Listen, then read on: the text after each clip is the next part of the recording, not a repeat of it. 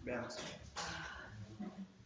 Con estos ejercicios hemos visto una serie de arquetipos, de símbolos, de imágenes eh, que tenemos más o menos trabajadas respecto a lo que consideramos como heterosexualidad, homosexualidad, respecto a los conceptos de sexo, de género.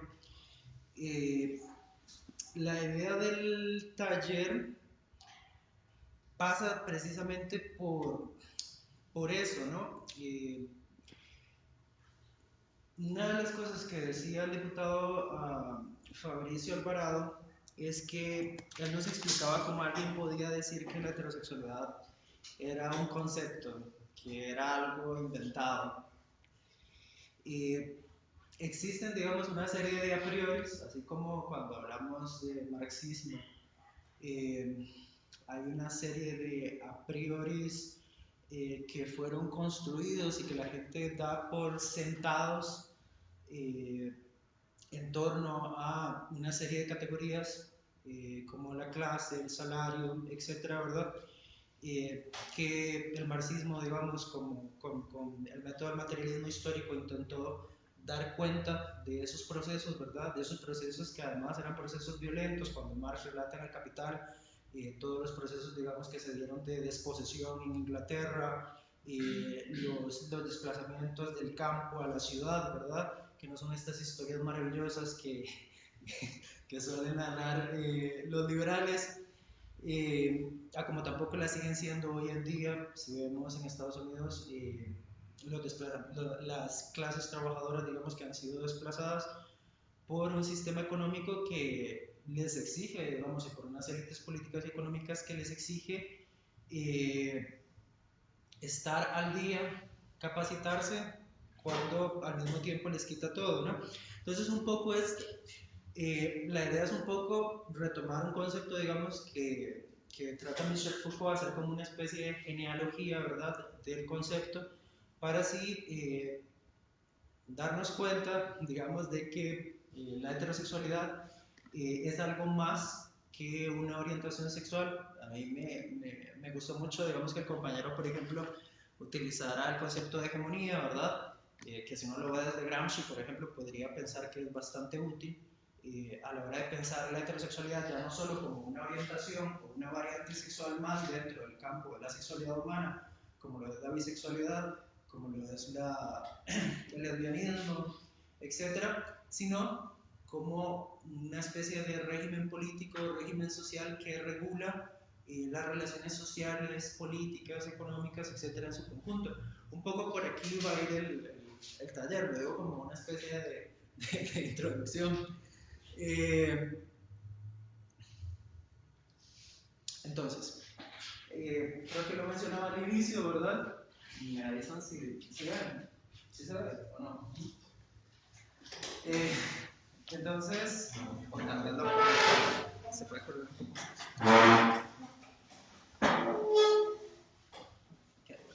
Bueno, el término heterosexual y homosexual, como mencionaba al inicio, son dos categorías, digamos, que se pueden historizar, contrario a la creencia generalizada y muy impregnada en el sentido común.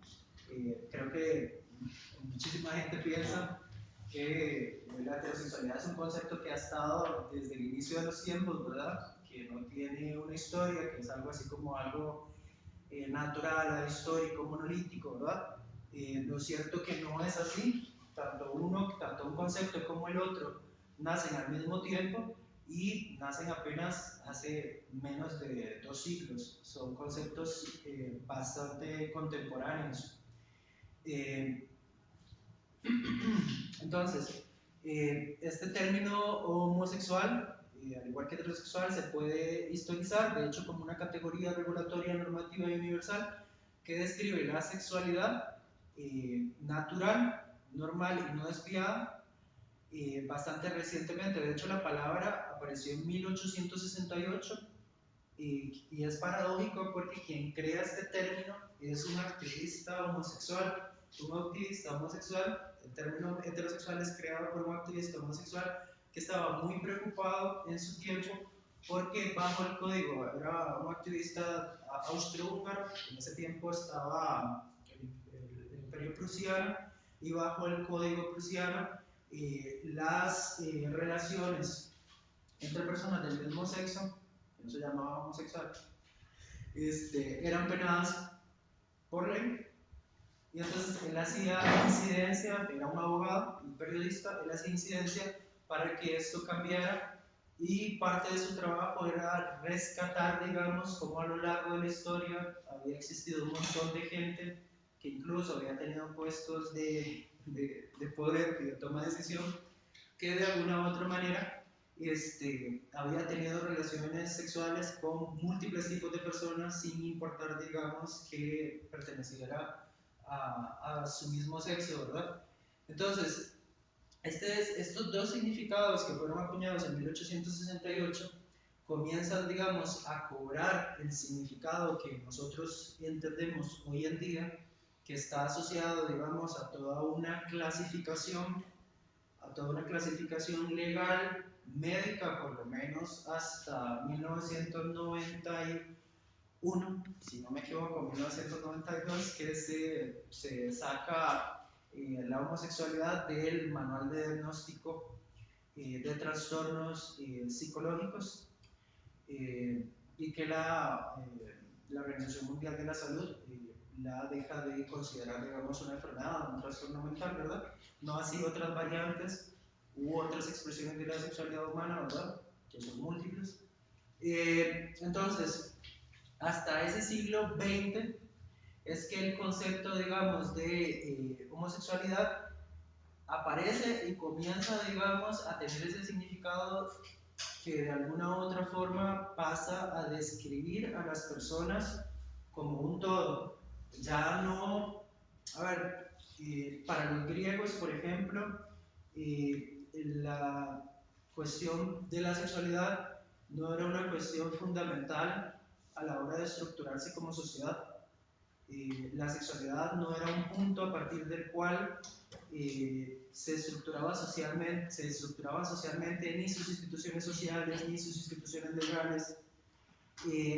Para el medioevo, el cristianismo comienza, digamos, a modificar un poco esto. Sin embargo, el cristianismo se va a centrar sobre todo en el cuerpo, se va a centrar en lo que ellos llaman la carne, que incluye la sexualidad de las personas, en el sentido también más genital del término, pero que de alguna u otra forma, digamos, no era vista completamente como algo dañino, sino más bien como algo que incluso te podía llevar a la salvación. Si vos eras una monja o un monje en el medioevo, utilizabas un silicio entre tus piernas, y ese castigo físico, que el cuerpo te pedía ciertas apetencias, cierta concupiscencia carnal, dirían ellos, ese silicio te va a ayudar a contenerte, y eso te va a llevar, digamos, al cielo y a la vida eterna, ¿verdad? Entonces la sexualidad aún para el cristianismo, digamos, no era algo completamente malo, incluso era un instrumento, un camino para llegar a un fin más elevado, ¿verdad? Y al mismo tiempo era una excusa para establecer lo que Michel Foucault va a llamar un poder pastoral, que es un poder de vigilancia, de control, que va a estar mucho en la imagen, digamos, o en la figura del confesionario, donde iban las personas a decirle a los curas completamente todas las cosas que decían. Algunas cosas relacionadas con la sexualidad, pero otras cosas que no estaban relacionadas con la sexualidad, sino que estaban relacionadas, por ejemplo, con hábitos alimenticios. Durante algún tiempo, digamos, el cristianismo llegó a ser tan, no digo que no lo sea ahora, pero llegó a ser tan minucioso con estas cosas, que comer ciertas cosas o comerlas en abundancia o no podía resultar o no en pecado, ¿verdad? Entonces, si bien es cierto, con el cristianismo inicia esta importancia sobre el cuerpo y sobre la carne, no es sino hasta esta época que propiamente se estructura, digamos, y porque de hecho en el siglo XVIII es que comienza a estructurarse el término de sexualidad, se comienzan a estructurar las sociedades, se comienzan a estructurar dispositivos jurídicos, médicos, como los hospitales psiquiátricos, ¿verdad? Como toda una serie de patologías que sufrían tanto mujeres como hombres, que podían determinar que fueras a parar a un manicomio, que recibieras choques eléctricos, terapias con agua fría, una serie de cosas, ¿verdad? Entonces es hasta este momento, digamos, que se comienza a formar todo este aparataje médico-legal. Y de hecho, en 1887, este señor Richard Bancroft Eving retoma el término homosexual para una edición, digamos, del reconocido manual Psicopatias Sexuales, que son documentos, digamos, históricos que están en bibliotecas, y entonces a partir de ahí, digamos, es que nacen las investigaciones sobre dónde surgen los términos, y es posible decir, el término heterosexualidad surgió en determinado momento, porque hasta en este escrito realmente es que surgió la palabra. Hay que decir algo muy interesante: muchos de estos manuales, tanto el manual de psicopatias sexuales como el diccionario Webster, que de hecho lo pueden encontrar online, ustedes se meten a Google y ponen Webster Dictionary online, y les va a aparecer, digamos, siguen siendo publicados hasta el día de hoy, digamos, desde esa época hasta el día de hoy. Entonces es posible dar un seguimiento, digamos, al desarrollo también de los conceptos, cómo los fueron cambiando, ¿verdad? Y ya para esta época, digamos, vemos que había intercambio de roles, digamos, relaciones de amo y esclavo, donde pues básicamente se ve que esta mujer está sodomizando, digamos, probablemente señor burgués, probablemente era una prostituta, porque para esa época muchas veces, y bueno, creo que a lo largo de la historia ha sido así y lo sigue siendo aún así, les podría contar muchas historias al respecto. Los cabarets, burdeles, etcétera, se suelen prestar, digamos, para que las personas vayan y logren liberar, dar rienda suelta, digamos, a todas sus fantasías sexuales y a todas las prácticas que quieren experimentar, y que de pronto con su pareja simplemente propia se censuran o restringen, ¿verdad? Es muy común, digamos, escuchar a hombres decir que yo con mi esposa no puedo tener sexo anal porque ella no es una puta, digamos, en cambio yo voy con una puta y con una puta sí puedo hacerlo. Hasta como, es el único ejemplo que voy a contar, en El Rey, me imagino que ustedes lo ubican, ¿verdad? El Hotel El Rey, que en realidad es un prostíbulo para, sobre todo, extranjeros. Me contaba una vez, para un trabajo que hice ahí, una señora que limpia cuartos, que llegaba cada cierto tiempo un veterano de guerra de Vietnam, un gringo, y pedía que le dieran una muchacha para llevarse a su casa, ¿verdad? Pagaba la cantidad que tenía que pagar, pero que la muchacha, la única característica que a él le interesaba no era ninguna característica física, era simplemente que estuviera menstruando en ese momento. Y entonces el hombre se la lleva para su casa. Eso no viene al caso, simplemente lo relato como para un punto ahí, ya que me preguntaron sobre esto. Entonces se la lleva para su casa y agarraba alitas de pollo y las introducía en la vagina de la muchacha mientras estuviera menstruando, ¿verdad? Y posteriormente las metía en un microondas y se sentaba a comérselas. No hacía absolutamente nada más con la muchacha, simplemente llenar alimentos de su sangre, digamos, y comenzar a comer. Y posteriormente le decía que se podía ir, que ya no le interesaba. A ver, cuento esto para ejemplificar lo que es una parafilia. Para hablar sobre las parafilias podríamos tener un taller completo, porque de alguna u otra forma me imagino que sí remueve mucho lo que consideramos que está bien o que está mal, o que debería ser permitido o no, en torno a esto, ¿verdad? Entonces, esto que les venía diciendo, de cómo la sexualidad se convierte en un dispositivo o en un aparato o en una institución que comienza a ser central para estructurar las instituciones, para estructurar la forma en que las personas nos relacionamos, Michel Foucault le llama la ciencia de la sexualidad, lo que mucha gente denomina sexología, que nace precisamente al mismo tiempo que aparecen estos conceptos, digamos, de heterosexualidad y homosexualidad.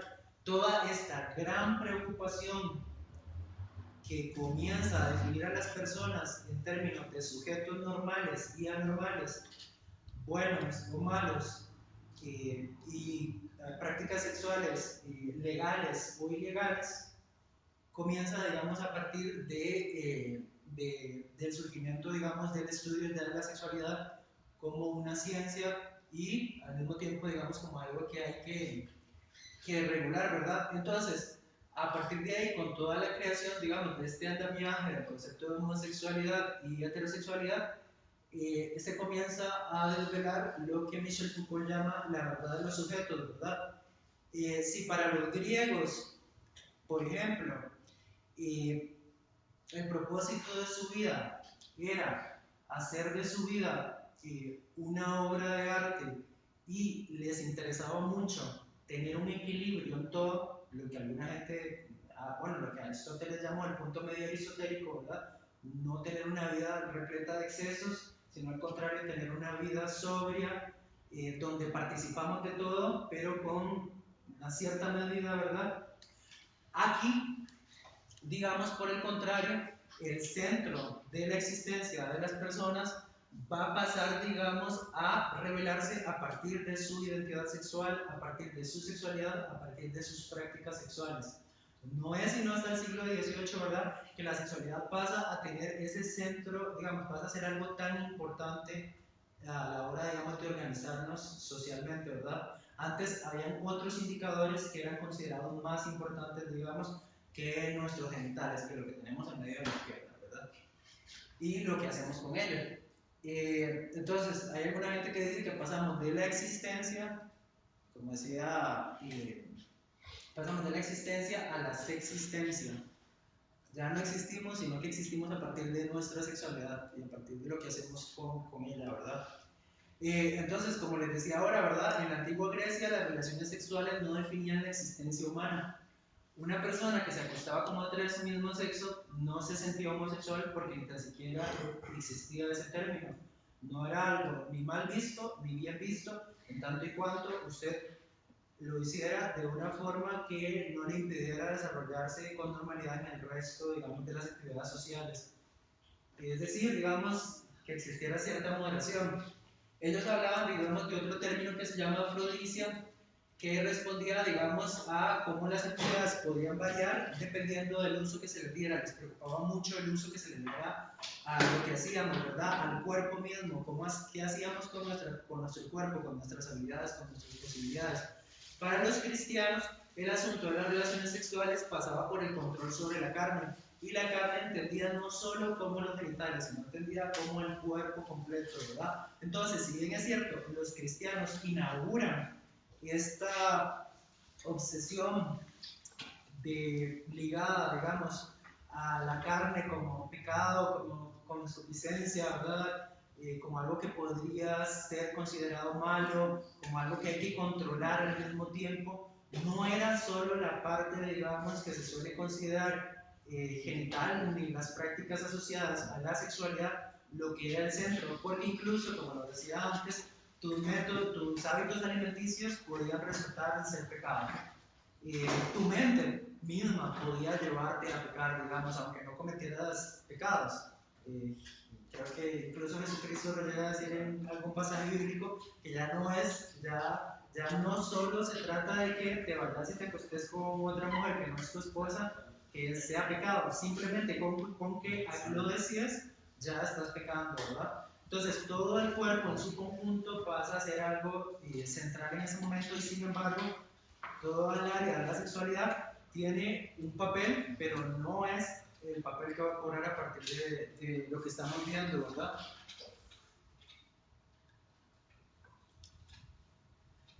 Entonces, como les decía, este binomio, digamos, hetero-homo, porque en realidad es un binomio, O sea, son dos conceptos que nacen en conjunto y que se definen mutuamente. Muchas veces se definen en términos de oposición, pero como lo vimos, digamos, durante las exposiciones que ustedes hicieron, y por ejemplo, con la frase que dijo el compañero Ricardo sobre el tema de, ¿cómo era? Soplar o... que si sopla o si muerde.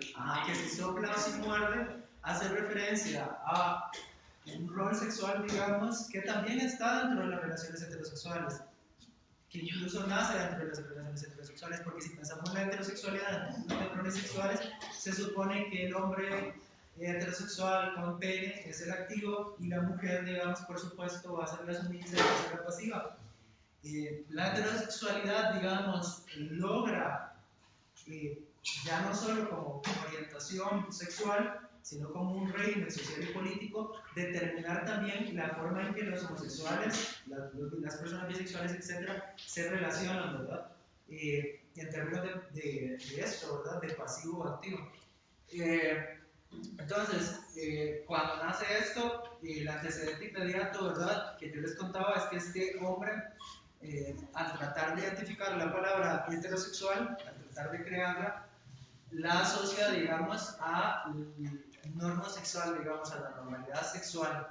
Entonces, a él le interesaba, como les decía, la espiralización, digamos, acudió a biografías de hombres famosos, digamos, para demostrar que aquel concepto, digamos, era algo natural. Y hasta 1934, en la segunda edición completa de este diccionario, es que la heterosexualidad termina por instalarse como el término opuesto a la homosexualidad, porque en este mismo diccionario, solo que en 1923, como vimos, la heterosexualidad aparece como una desviación sexual, como una perversión sexual, como una filia, digamos, como el deseo incontrolable que tienen las personas de un sexo sobre las personas de otro sexo, ¿verdad? En cambio, ya en 1934, en ese mismo diccionario, es decir, una década después, ya comenzamos a ver el concepto de heterosexualidad como se entiende hasta hoy, digamos.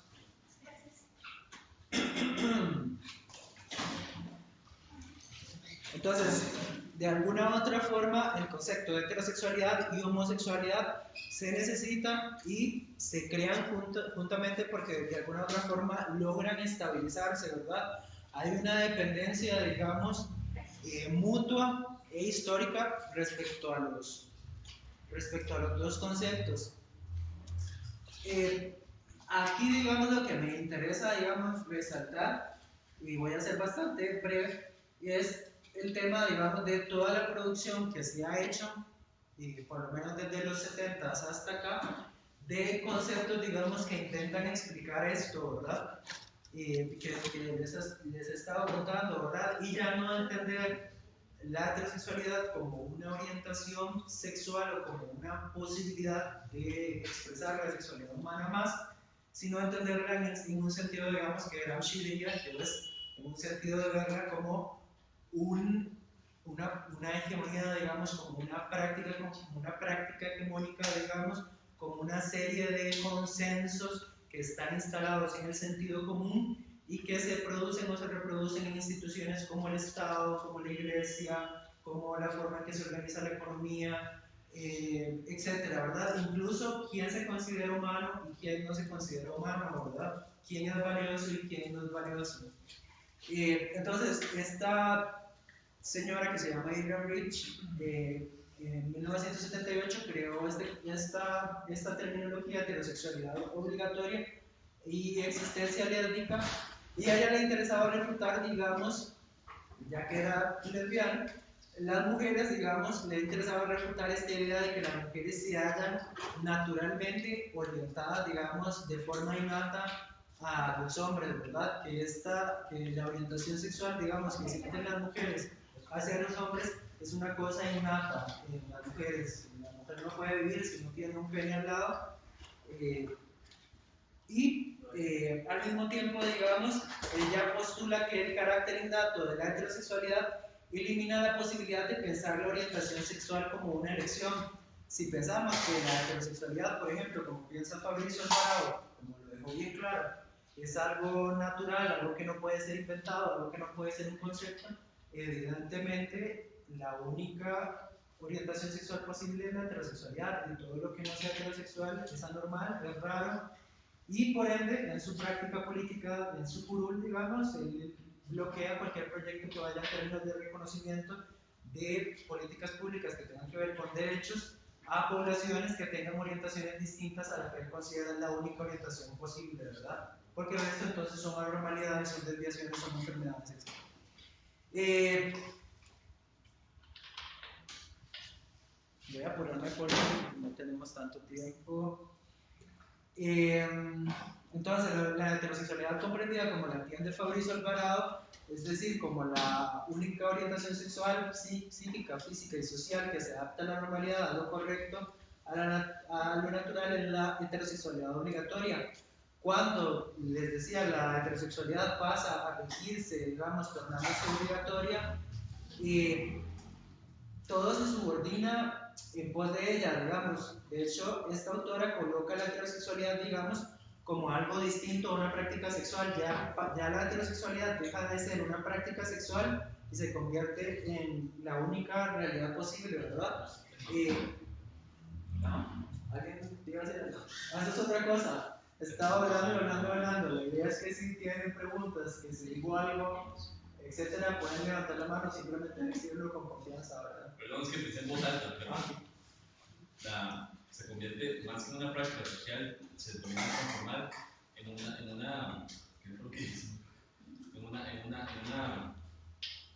una forma en la que vivimos nuestra sociedad, ¿verdad? Una composición social de la cual se derivan nuestras actitudes y cuáles tenemos que tener. Sí, o sea, pasa a ser, digamos, como una especie a priori sobre el cual se construye la sociedad, ¿verdad? Son categorías universales que damos por sentadas, ¿verdad? Están tan impregnadas en nuestro sentido común que desde que comenzamos a ser socializados, entendemos que eso es lo único posible, ¿verdad? Para ella, digamos, la heterosexualidad es una imposición que tiene consecuencias, digamos, para las mujeres y sobre todo para las mujeres lesbianas, en el caso, por ejemplo, de ella. Es una imposición institucionalizada, digamos, para asegurar el acceso físico, económico y emocional de los hombres a las mujeres. Hay algunas teóricas feministas, por ejemplo, que hablan de un contrato sexual, ¿verdad? Así como se habla del contrato social, que es a partir del cual se estructura la sociedad, ¿verdad? Y que nace y surge en los estados, ¿verdad? Se habla también, digamos, de un contrato sexual que implica que un sexo está subordinado al otro, ¿verdad? Entonces, todo esto subyugando la capacidad de la mujer y colocándola, digamos, en una posición de complemento que no le permite participar de forma activa en las decisiones políticas de la sociedad ni desarrollarse como una persona libre y autónoma. Siempre va a ser definida en pos de alguien que probablemente sea su marido, y si no tiene marido, su hijo o su papá, y si no,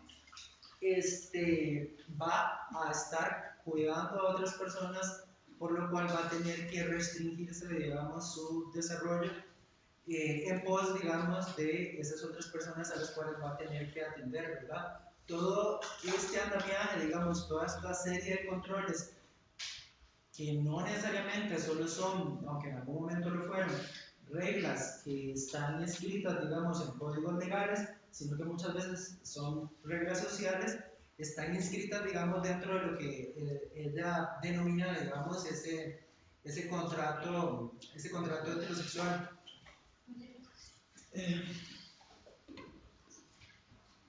Esta autora, que así se llama el libro, El pensamiento heterosexual, es una feminista francesa materialista, y ella va a decir, digamos, que criticar la heterosexualidad como en algún momento se hizo, porque en algún momento hubieron corrientes, digamos, por ejemplo, dentro del feminismo, que sí decían que había que suprimir, digamos, cualquier práctica heterosexual, ¿verdad? Porque eran esencialmente malas, como una cosa psicológica, ¿verdad? Cayendo, digamos, como en el mismo esencialismo que se cuestionaba, ¿verdad?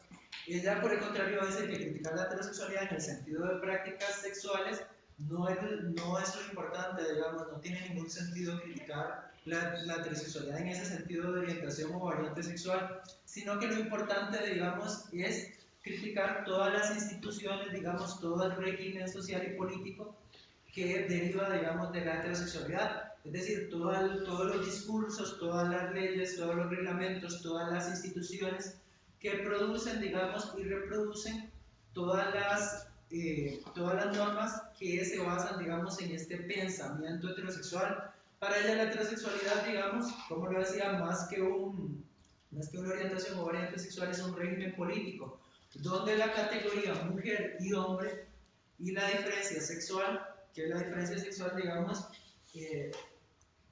yo no sé si ustedes han escuchado que los conservadores suelen hablar de ideología de género mucho.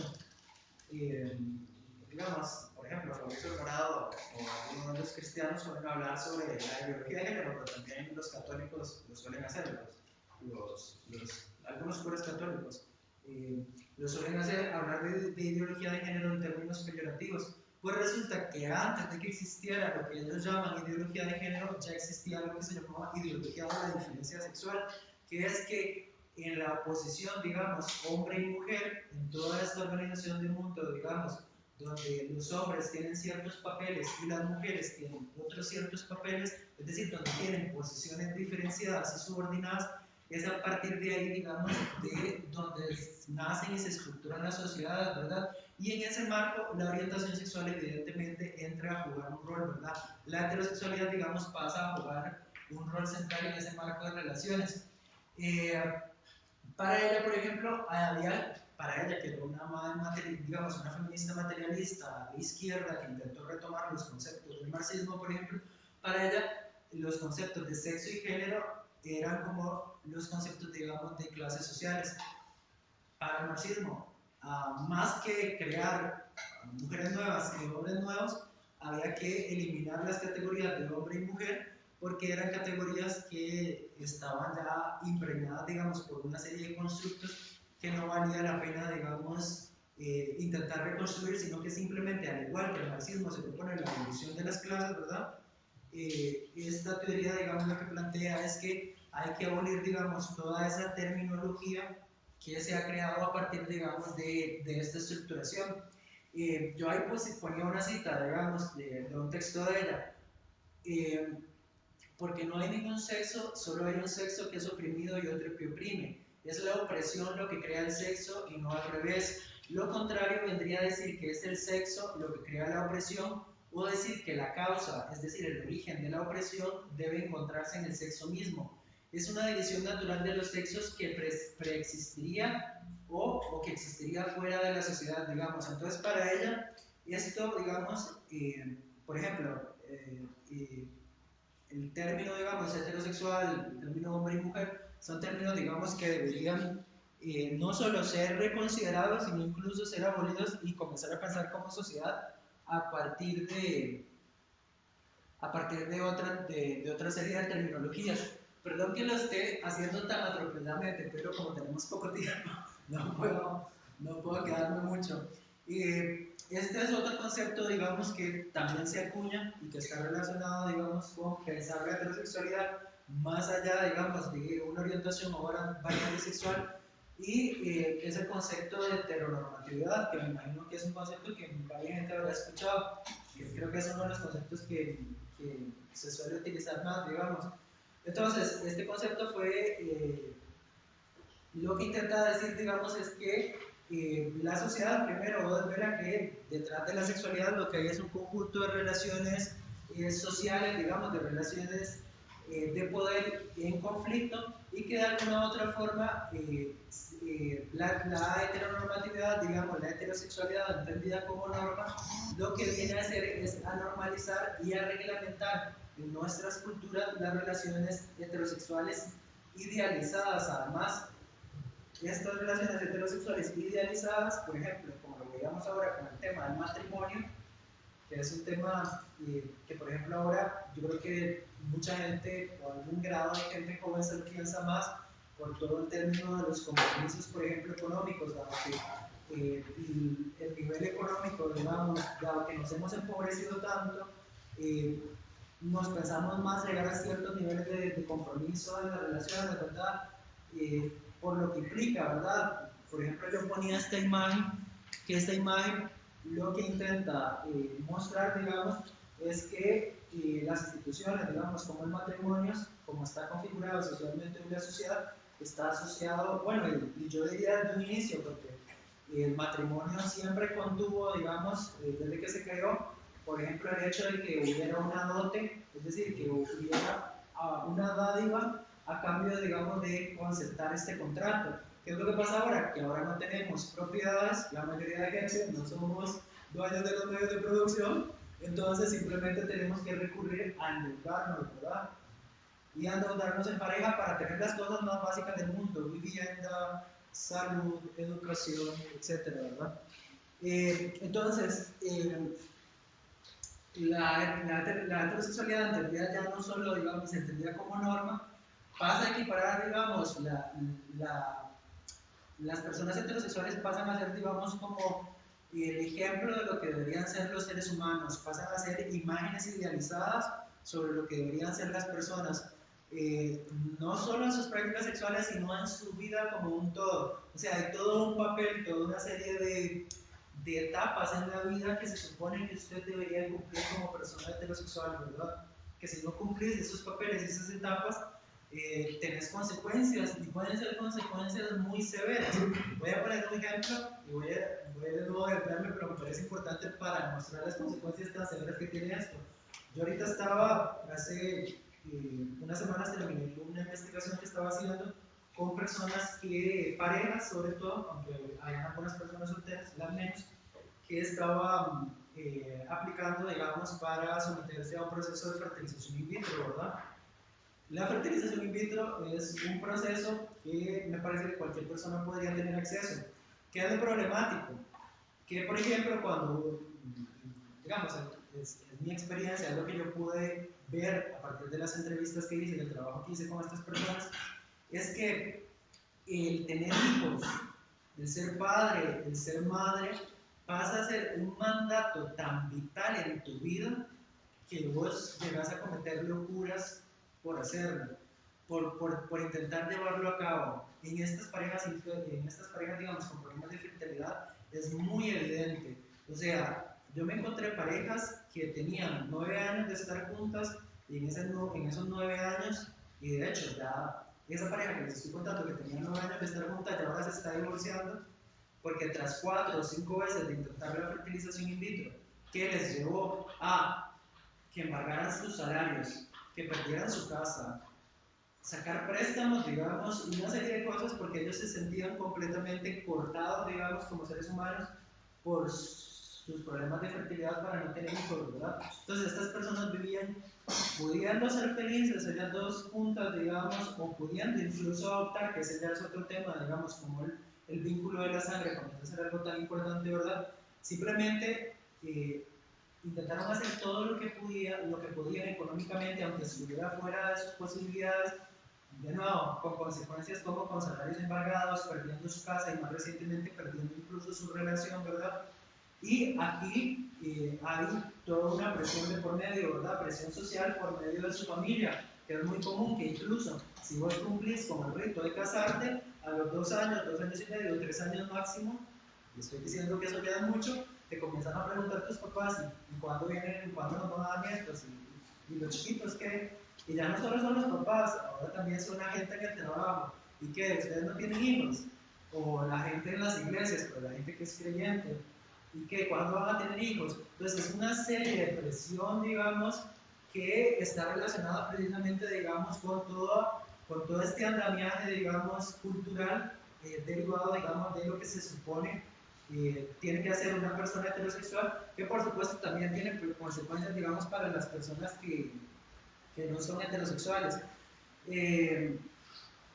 Decime nada más, perdón, que ¿cuánto tiempo tenemos realmente o tengo que ir terminando ya? Digo, para que si tengo que terminar ya por la conclusión. No, yo creo que sí, tranquilo, yo creo que podés seguir con tranquilidad y... Ya con haber comido todas las cosas. y cualquier cosa nosotros hablamos con Eduardo. ¿Segura? Sí.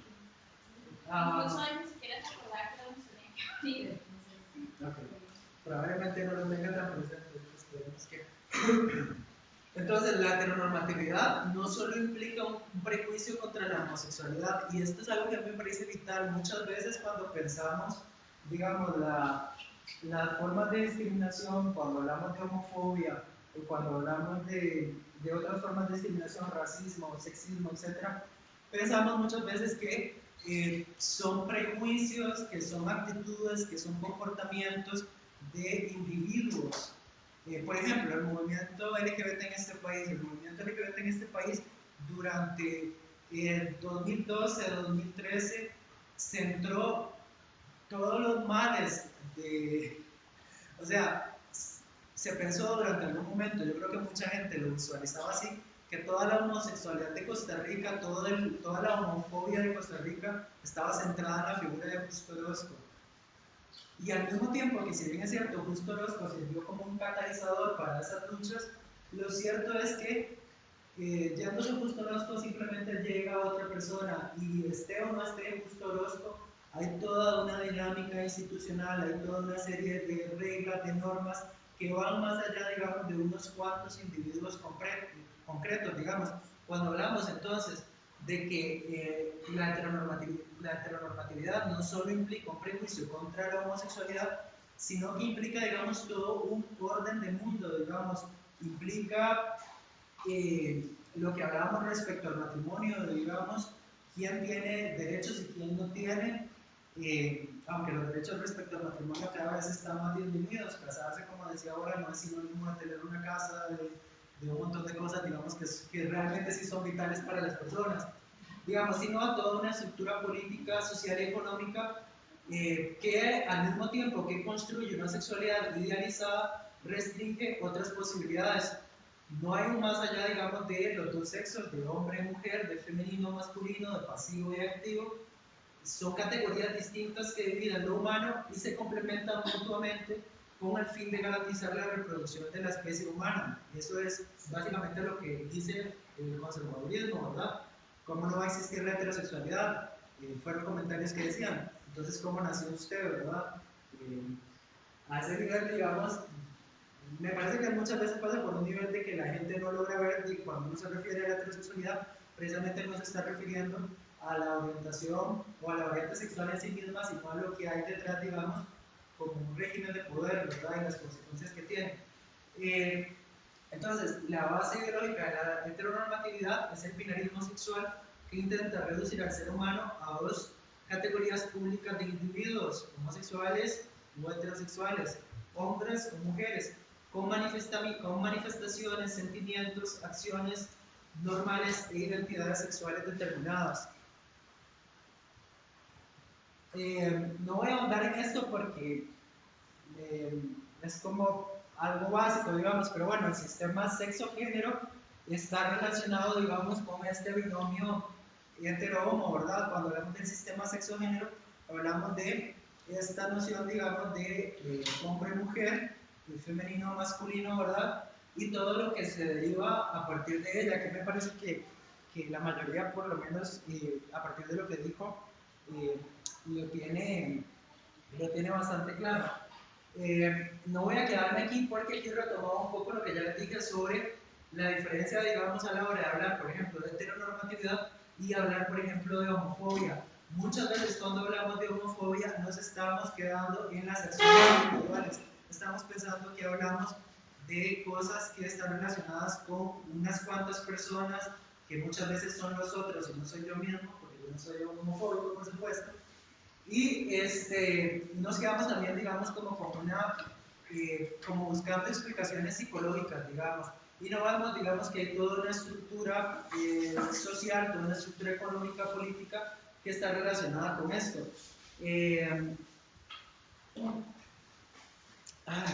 Iba a poner unos videos, pero ya no le veo sentido. Es una lástima, ¿verdad? Me disculpo por haber llegado tarde, pero creo que si no hubiera llegado tarde, probablemente hubiera logrado hablar, o sea, que esto quedara tal vez un poco más claro y ahondar un poco, porque yo traía unos videos, por ejemplo, que me imagino que alguno habrá visto. Por ejemplo, traía un video de una persona que sale en la calle a preguntar, y esto lo ha hecho mucha gente, o sea, lo han hecho muchos canales de televisión, salen en la calle un día, por ejemplo, en el centro de San José, y pregunto, ¿usted es heterosexual? Y de entrada la persona se queda así, ¿heterosexual? No, yo soy normal. Y otra gente, por supuesto, dice, sí, claro, yo soy heterosexual. Entonces, la heterosexualidad, al ser hegemónica, llega a un punto en que no tiene la necesidad de pensarse a sí misma, digamos, no tiene la necesidad de explicarse como digamos, como forma de ser y estar en el mundo, no, siente que no necesita explicación. Entonces, al ser interpelada o al ser preguntada, ya sea se siente temerosa y por otro lado, podría tomar también la actitud de por qué yo tengo que decir si soy no heterosexual, si es lo normal, ¿verdad? Lo natural. Aquí quería entrar a otro concepto que es importante, digamos. Así como hablamos de heteronormatividad, hablamos también de homonormatividad, digamos. Como yo les decía, la heterosexualidad y el concepto de homosexualidad son dos conceptos que nacen de la mano, ¿verdad? Y además de que nacen históricamente al mismo tiempo, de alguna u otra forma nacen como opuestos que al mismo tiempo se complementan, ¿verdad? Y de alguna u otra forma, al ser la heterosexualidad lo que se estructuró como norma social, digamos, como dijimos, como régimen político y social, la homosexualidad se impregnó, acogió, naturalizó toda la serie digamos, de mandatos sociales que tiene la heterosexualidad sobre sí misma. Así que, no sé si esto quedará suficientemente claro con el ejemplo que voy a dar, pero por ejemplo, para la mayoría, bueno, para un grado significativo, no me voy a atrever a decir la mayoría, para un grado significativo de personas, y veámoslo todavía más en concreto, si nosotros vamos a cualquier país del mundo en este momento y vemos cuáles son las agendas que tienen los movimientos LGBT en los diferentes países, vayámonos a cualquier América Latina, veremos que el matrimonio entre personas del mismo sexo suele estar en el punto más alto y más importante de la serie de reivindicaciones que se tengan. Eso no es neutral, digamos. El hecho de que las personas homosexuales aspiren a casarse y aspiren muchas veces a casarse, no solo en el sentido de poder acceder a los derechos que la figura legal y jurídica del matrimonio tiene asociados, ¿verdad?, de forma restrictiva, solo para la gente heterosexual, sino de la forma idealizada, de la forma en que se concibe, digamos, que debe actuar un hombre y una mujer, solo que en esta relación, en este caso sería un hombre que asume la posición de activo y otro que asume la posición de pasivo en una relación desigual de poder, está relacionado con esta categoría, digamos. Y yo tomaba dos imágenes que me parecen importantes, digamos, a la hora de pensar, digamos, esto. O sea, este concepto de homonormatividad lo que pretende es problematizar, digamos, la forma en que se ha construido la homosexualidad misma, digamos, a partir, digamos, de todo ese andamiaje propio de la heteronormatividad, digamos, de alguna u otra forma, la homosexualidad se ha convertido, digamos, en una especie de reflejo invertido de la heterosexualidad. Entonces, por ejemplo, aquí hay una imagen que es muy famosa porque se utilizó mucho en Estados Unidos cuando estaba, no esta imagen en concreto, sino estos dos muchachos que están aquí, se utilizó mucho en Estados Unidos cuando se estaba con todo el tema de matrimonio entre personas del mismo sexo, ¿verdad? Si ustedes ven, estas dos personas que están acá son hombres blancos, rubios, aparentan tener cierto estatus, digamos, probablemente profesionales, de cierta clase media, media alta, ¿verdad? Y entonces una crítica que se hacía, digamos, es que muchas veces cuando las reivindicaciones se limitan a calzar en los términos, digamos, que este sistema nos impone, que también lo sufren las personas heterosexuales, por ejemplo, como lo que hablamos ahora con estas parejas de la FIP, ¿verdad? Simplemente lo que queremos ser es igual a ustedes. ¿Y qué significa ser igual a ustedes? Ser sexistas, ser clasistas y ser racistas. O sea, queremos entrar dentro de todas las instituciones que ustedes han creado, aunque estas instituciones nos hayan oprimido, y queremos tener estilos de vida con niveles de consumo, con niveles de deuda similares a los que tienen ustedes, ¿verdad? Entonces, esto es, digamos, como una parte más crítica a la hora, digamos, de abordar, digamos, cómo se tienen que construir las identidades sexuales que no son heterosexuales, ¿verdad? ¿Cómo deberíamos preocuparnos más bien por crear modos de vida alternativos a lo que existe y no tanto querer simplemente calzar, digamos, dentro de lo que ya está? Que evidentemente yo no podría tampoco tirarle una piedra a una persona que diga, es que yo no tengo permiso para asistir a mi pareja que se está muriendo en el hospital, ¿verdad? Porque ese permiso solo se le concede a la persona que está legalmente constituida como pareja, ¿verdad? Entonces, hay una serie de valores asociados, digamos, de derechos asociados a esa figura del matrimonio que deberían ser extendidos a cualquier tipo de relación independientemente de su orientación sexual, ¿verdad? Eso no es lo que yo estoy cuestionando. Lo que estoy cuestionando, digamos, es la reproducción de los sistemas de desigualdad y opresión que hay detrás de estas instituciones, ¿verdad? Que son cuestiones que, para quienes no somos heterosexuales, deberíamos de cuestionar, ¿verdad? Y otra, en Estados Unidos, digamos, por ejemplo, como las instituciones, y esto pasa también mucho en Israel, como las instituciones, como la policía y el ejército, desde hace más de una década, han comenzado, digamos, a incluir personas homosexuales, a pasar ciertos reglamentos, a mostrar, el ejército de Israel es vanguardista en esto, digamos. Yo recuerdo que en el 2012, me parece que era como a mediados de año, como en junio o julio, Israel hizo una serie de bombardeos sobre la Franja de Gaza a partir de un atentado suicida que hubo en Tel Aviv. Y al mismo tiempo que Israel estaba bombardeando la Franja de Gaza, no, mentira, eso fue, sí creo que se fue el 28 de junio, me parece, que es el día que usualmente se hace la marcha, que es una marcha del orgullo, ¿verdad? Entonces, al mismo tiempo que Israel estaba bombardeando la Franja de Gaza, en el perfil de Facebook del ejército israelí se subía una foto de dos homosexuales, digamos, tomados de las manos, vestidos, digamos, con un uniforme militar, y el ejército de Israel se declaraba a sí mismo como libre de discriminación para las personas gays, las lesbianas e incluso las personas trans también. Entonces, no sé si me doy a explicar en torno a lo problemático, digamos, de buscar solo la inclusión por la inclusión. Honestamente, bueno, yo sí no somos del movimiento acá, pero al menos a mí me parece sumamente situaciones, o sea, por ejemplo, la marcha del orgullo, como antes la inclusión por inclusión es absurda, pero hay cosas en las que uno necesita ser incluido. Entonces, por ejemplo, yo estoy estudiando ingeniería industrial. A mí me molestaría mucho que me digamos, no me contraten por mi sexualidad, o sea, claramente.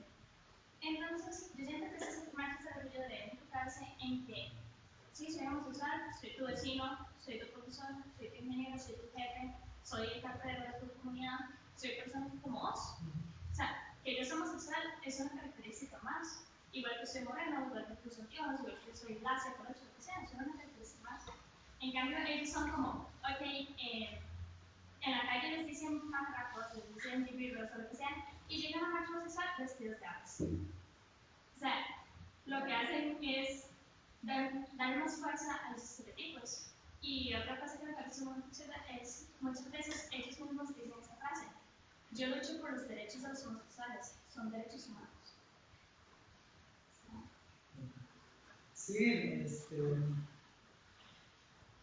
definitivamente yo, digamos, aunque sí formo parte del movimiento LGBT en Costa Rica, y de hecho estoy en varias organizaciones, yo sí he tenido diferencias históricas, digamos, con la forma en que muchas veces la visibilidad pasa a ser un objetivo en sí mismo y no una estrategia, digamos, política. Muchas veces las marchas del orgullo LGBT suelen carecer, digamos, de contenido político y suele ser más un desfile como un carnaval, ¿verdad?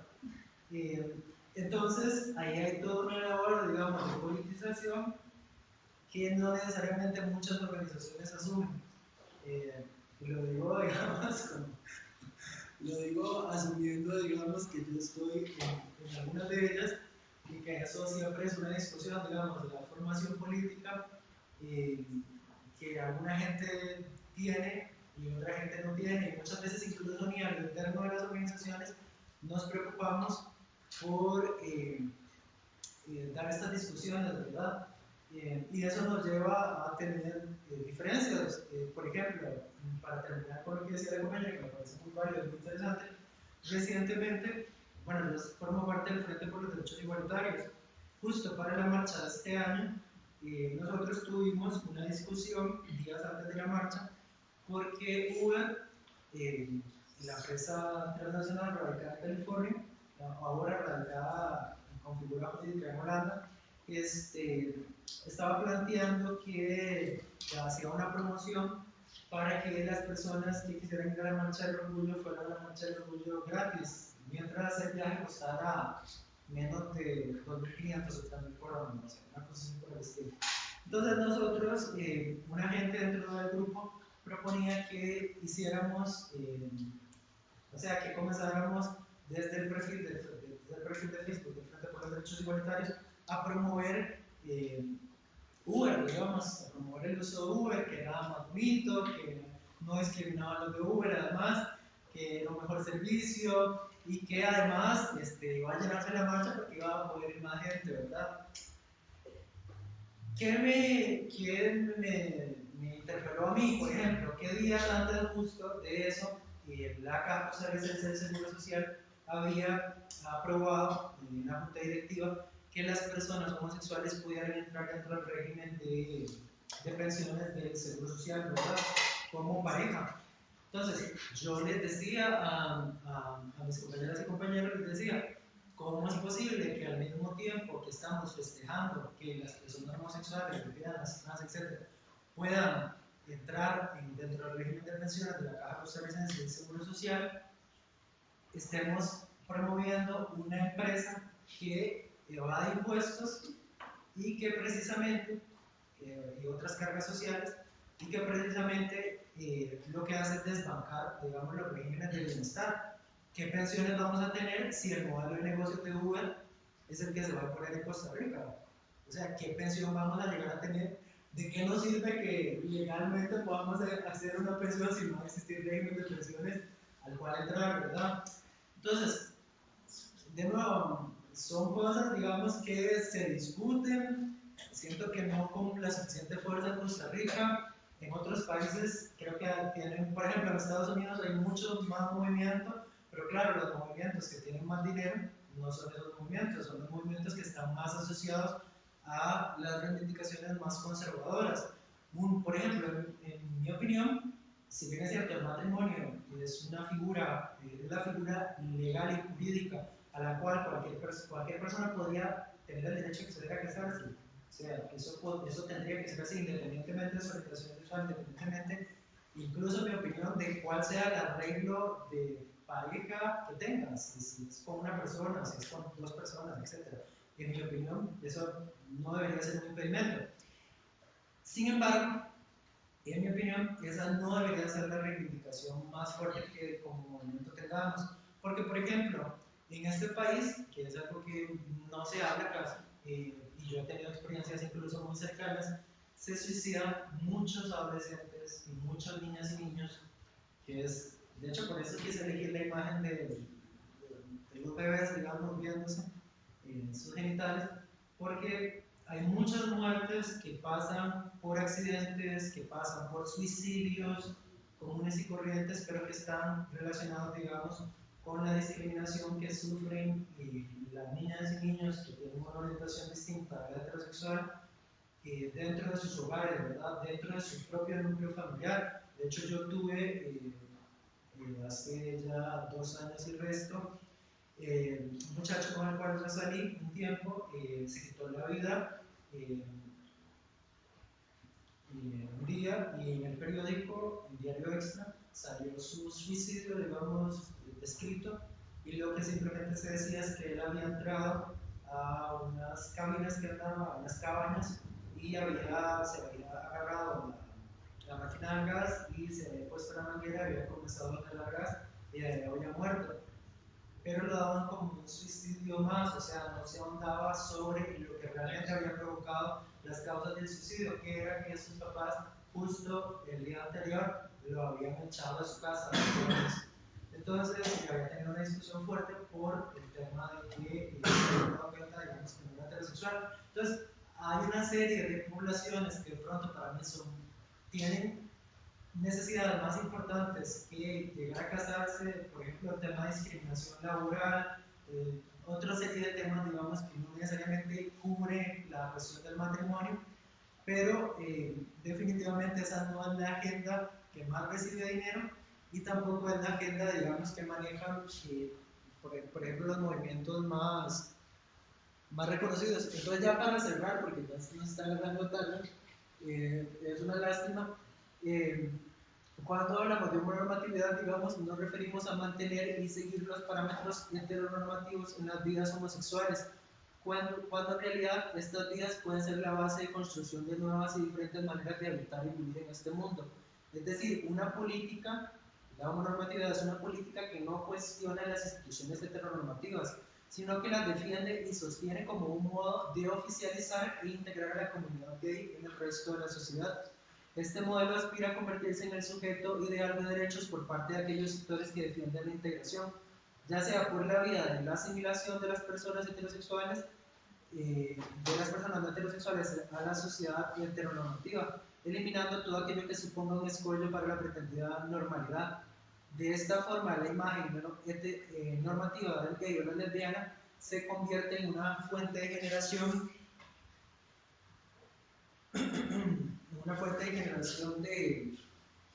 de imágenes, digamos, y de símbolos, como los que veíamos con el tema de la imagen de este par de chicos, o, por ejemplo, el tema que hablábamos sobre el ejército israelí y toda la campaña, digamos, que tiene que de alguna u otra forma hace lucir a estas instituciones como instituciones inclusivas, garantistas de derechos, porque sí es cierto, o sea, Monsanto, Uber, Lehman Brothers, digamos, que es una institución financiera, o Goldman Sachs, son instituciones que en su código laboral, digamos, al interno, tienen políticas de no discriminación para las personas gays y lesbianas.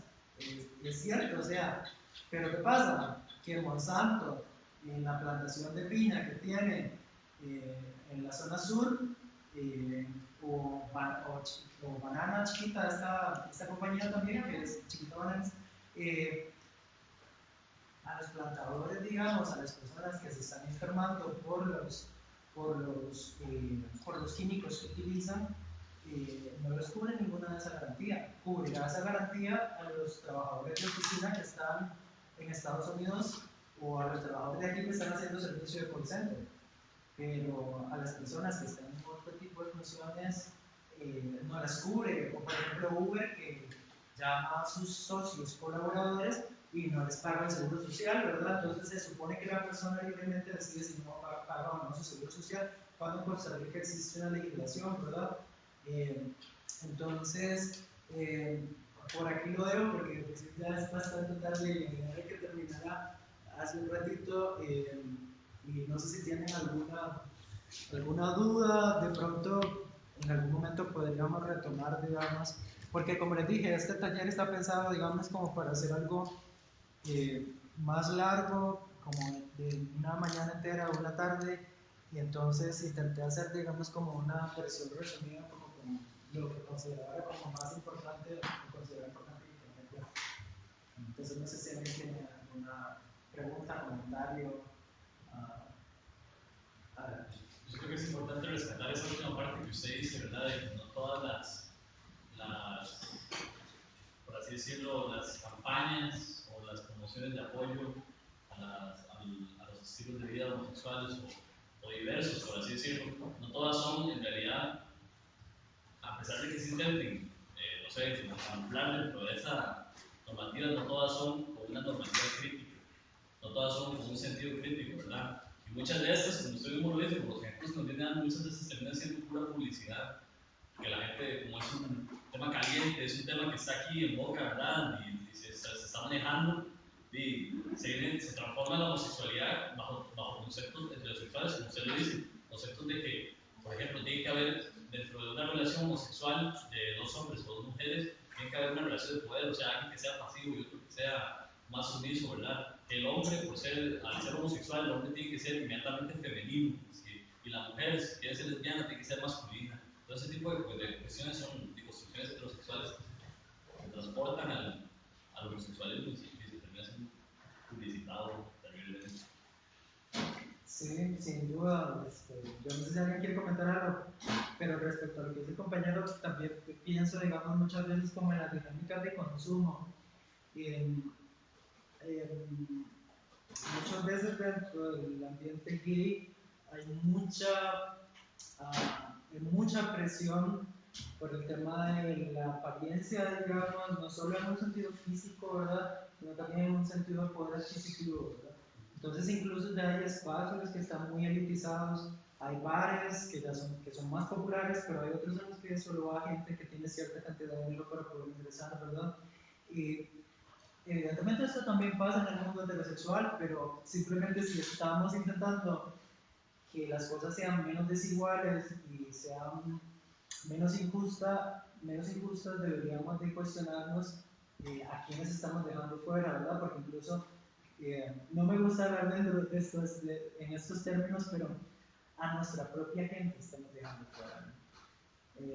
No me gusta no hablar en esos términos porque me parece que es como, o sea, ni me gusta decir comunidad porque no creo que sea realmente una comunidad. Ojalá lo fuera en el sentido de que tenemos como cierta noción de que las cosas deberían estar en común, de preocupación por las otras personas, pero no necesariamente. Muchas veces la identidad gay es una identidad muy asociada al consumo, digamos.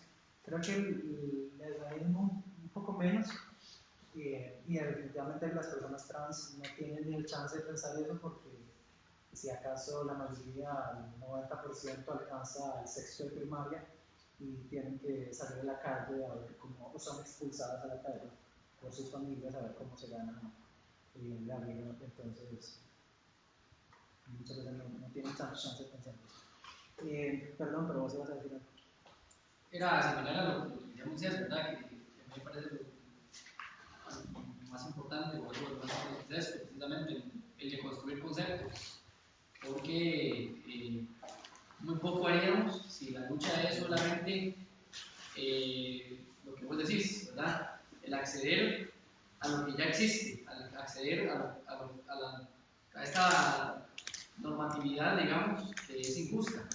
Entonces, creo yo que la lucha debería ir en camino a eso, ¿verdad? A deconstruir esos conceptos, esas etiquetas, esos moldes que existen y buscar formas alternativas, ¿verdad? De convivencia, donde no se busque, digamos, replicar actitudes que tal vez ya la sociedad, digamos, esta sociedad hegemónica, heterosexual, mantiene y que son realmente injustas. A mí me chocó mucho una imagen que vi yo, no sé si fue este año o el año pasado, en la marcha, ¿verdad? Que fue una limusina, no sé si alguien la vio, una limusina que pasó, iban una pareja ahí, ¿verdad? Pasando y todos los contraen. Me pareció nada que ver, o sea, no es eso lo que se debería buscar en sí, se debería buscar más bien, ¿cómo me explico? O sea, buscar una forma más socialmente más justa, por decirlo de alguna forma, no replicar esos esquemas, esas actitudes, ese tipo de representaciones de la sociedad que vivimos en una limusina. ¿Para qué, verdad? Yo sí puedo casarme y tengo plata, entonces voy a lucirme, ¿verdad? Lo chistoso es que muchas veces, digamos, esas partes, bueno, muchas personas piensan, la imagen que nosotros hicimos, las dos, la pareja diciendo que ahorita vamos a empezar toda la vida cuando se ve esta deuda, es lo que quieren ver es poner esa misma imagen, pero con dos hombres o mujeres. O sea, es absurdo, realmente es absurdo. Para que ahora se tienen los mismos modelos en otras ideas, o sea, yo quiero casar con ella, las dos con vestidos blancos, en una iglesia católica, por nuestro día especial. Como, anillos de compromiso con primas.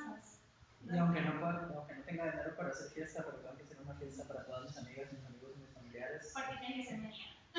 Ahí incluso la inclusión, estaría escogiendo quiénes pueden ser parte de esa inclusión y quiénes no, porque ya quedaría un poco para los que no tienen el chance de pagarse la boda, pagarse todo. Exactamente. Pagarse el paseo a limusina. Sí. Sí, son fenómenos muy interesantes. Un día podríamos de pronto también hacer un taller sobre eso, propiamente sobre la monorracialidad. Hay otro concepto que es muy, digamos que se llama pinkwashing, y de nuevo, en países como Estados Unidos y Israel, es muy preocupante, digamos, los conservadores que se han vuelto los movimientos gay y lésbicos, digamos, más institucionalizados. Muchas veces se ha vuelto un negocio, o sea, hay gente que vive de eso y que vive muy bien, además, pero son cosas que vale la pena, digamos, analizar, como decía el compañero, porque son fenómenos que de alguna u otra forma no están lejos de aquí. O sea, recuerdo incluso que yo tal vez me merezco usted porque nunca me han gustado las marchas del orgullo realmente, pero a la primera marcha que fui yo salí bien friqueado de esa marcha, salí muy molesto. Resulta que fue como en el 2012 me parece, fui a la marcha y resulta que la marcha la financiaba mayoritariamente la Embajada de Estados Unidos. Entonces, además de que me dieron un espacio al embajador en la plataforma para que hablara, no me parece, pero tampoco me daría tanto escándalo, pero bueno, mentira, no fue el embajador, fue el encargado de negocios de la embajada que habló. Paso seguido aquí el encargado de negocios de la embajada diera su discurso por los derechos de los homosexuales y las lesbianas, termina su discurso diciendo que a continuación vamos a escuchar una banda, está compuesta por chicas, que es una banda que utiliza el gobierno de los Estados Unidos para ir a hacer conciertos a Irak, a Afganistán y a liberar esas tierras de opresión y llenarlas de luz y de libertad, ¿verdad? Así lo digo. Sí, así lo dijo, y yo me sentí así como, no puedo creer que este imbécil esté haciendo apología a la guerra y un montón de gente le esté aplaudiendo, ¿verdad? Entonces, definitivamente sí hay mucho que pensar, digamos, y hay mucho que hacer. Y de nuevo, esto no solo tiene que ver con la gente homosexual o lesbianas o trans, digamos, es la heteronormatividad, la heterosexualidad obligatoria. A las mismas personas heterosexuales, esta idea, digamos, las perjudica. De nuevo, el ejemplo de las parejas de fertilización in vitro, o sea, parejas que creen que pasar por esa serie de etapas y tener hijos es algo tan vital en su vida que toda su felicidad, su destino mismo, digamos, está en pos de eso, ¿verdad? Y si no lo tienen, son infelices, incompletos y comienzan a hacer locuras, ¿verdad? Separarse, endeudarse, o incluso llegar a quitarse la vida, ¿verdad? Entonces, habría que pensar, digamos, sobre eso. Pero de verdad agradecerles por estar un domingo aquí hasta ahora, porque yo no me puedo creer que haya tanta gente un domingo aquí hablando sobre esto. A mí tal vez lo que más me caló todo esto es entender, digamos, la historicidad del término. Ya cuando uno conoce que hay una historia detrás de estos términos y que no todo siempre fue de la misma manera del tiempo de Jesucristo, entiende que existe, bueno, por lo menos me pongo yo, como por ejemplo, entiende que existen alternativas a esta realidad, ¿verdad? Del binomio hetero-homo, si no fue la sociedad griega. Igual lo podemos ver en el modelo económico de sociedad, ¿verdad? Si acaso todo el mundo lo piensa como un absoluto, porque es pues, sentido común, lo que conocemos, nuestra realidad próxima, pero no tiene más de 200 años de existir y no está adoptada en todas las sociedades. Entonces, desde ahí podemos ya empezar a construir esto que nos arraigaron como absoluto, lo homosexual o lo heterosexual, comenzando por la historicidad. Eso fue lo que más me abrió de este taller. Me gustó mucho. Sí, sin duda. Fabricio Alvarado lo decía, o sea, que él no podía creer que el Frente Amplio estuviera inventando que la heterosexualidad era una invención, que tenía una historia y que era un concepto, que eso no era posible, que de dónde se sacaba eso. O sea, qué lástima que un diputado, que una persona de ese nivel llegue a una curul, ¿verdad? A mí me da pena, pero al mismo tiempo su discurso demuestra o da la razón en términos de que, cuando él considera que la heterosexualidad es lo único que existe, evidentemente todo aquello que no sea heterosexual no tiene un valor, entonces su práctica legislativa va a estar orientada a que las personas, a que otro tipo de personas no puedan acceder a ciertos derechos y ciertos beneficios porque no deberían ni existir, están enfermos, están mal, digamos. Incluso el ¿Cuál concepto, segunda ley? incluso el concepto de sexualidad pasa por encima del concepto de humanismo, digamos, del hecho de que son personas antes que cualquier otra cosa que quieran hacer por su vida, digamos. No, que decía yo que lo cual es, la razón de la ley es ilegal, claro, que supone que no podría existir un partido meramente sectario.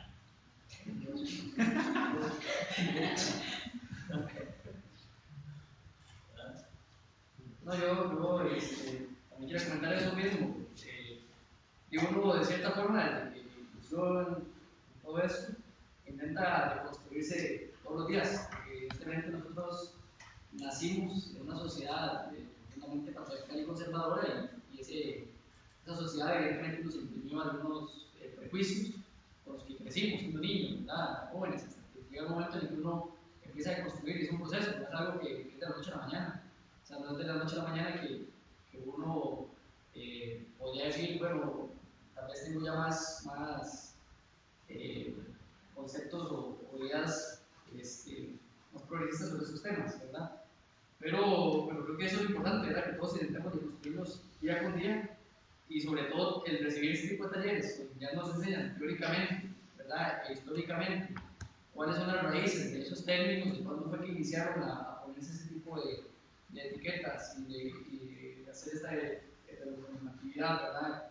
Presente que vivimos ahora, ya eso lo refuerza uno mucho más a la hora de defender todas estas luchas, ¿verdad? Yo eso sí quiero agradecerlo muchísimo, tanto a Natasha, ¿verdad? Que en gran parte fue la que cargó con sus hombros este taller, así como ustedes, ¿no? Pero también y venir un día como hoy, un domingo, usted se con nosotros, pero también usted, ¿verdad? Venir un domingo de San José aquí a un taller con esta lluvia es importantísimo. Y lo más importante, creo yo, que para el Frente Amplio es que tengamos compañeros y compañeras que estén dispuestas a hacer este tipo de actividades, ¿verdad? De trabajar, de ponerse en la camiseta de ir y de cierta forma educarnos más sobre estos temas. Entonces, también, así como dice Michelangelo, ¿verdad? Que lo importante que es ya haber recibido esta teoría, también agradecerle a usted muchísimo, Natasha. Un aplauso.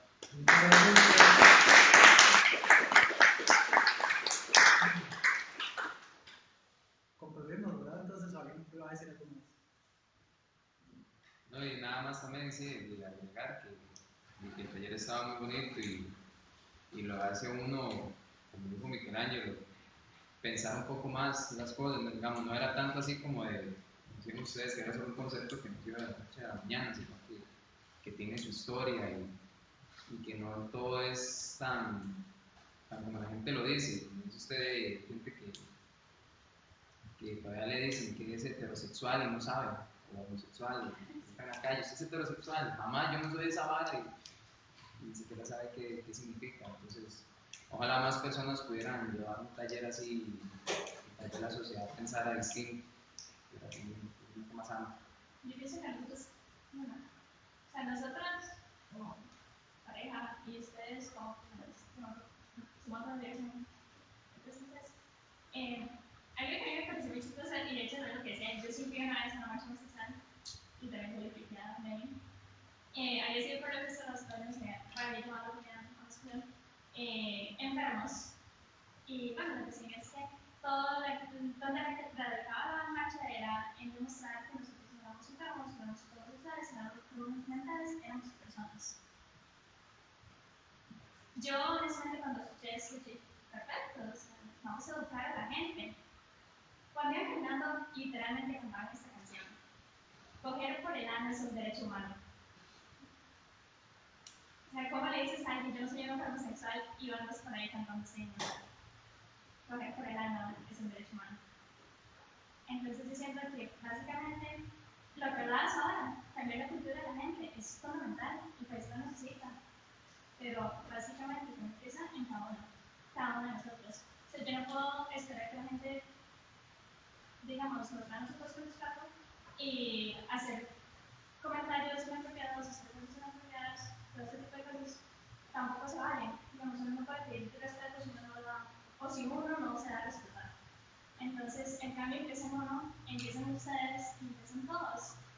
Entonces, honestamente, para mí me parece más bien. Y cuando yo leí la del Frente Amplio, yo no sé, lo primero que pensé no fue, están homosexualizando a la gente, sino están educando a la gente. Y eso es lo que un partido, un movimiento debería hacer. Así que felicidades a todos ustedes. Muchísimas gracias, de verdad. Otro aplauso.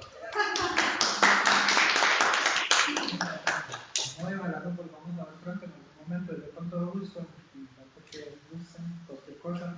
Probablemente vayamos a sacar el afiche con los ejes temáticos que dijimos de talleres pronto, entonces ahí pueden ver en el perfil de la juventud, solicitarlo, o si tienen algún tema o algo en concreto, nada más nos dicen.